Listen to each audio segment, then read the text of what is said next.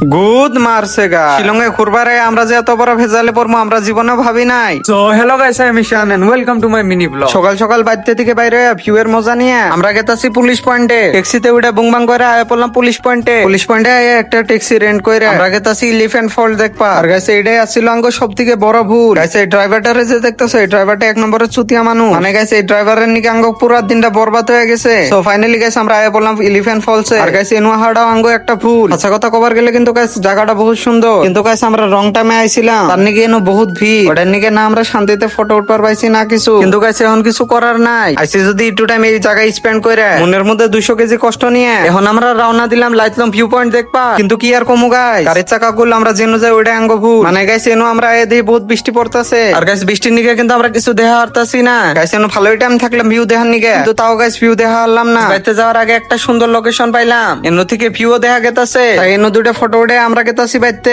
Video ভালো লাগলে like comment share করবেন, আর এনে রেক্স দেওয়া বাস দিয়ে ফলো বাটনে মারবেন।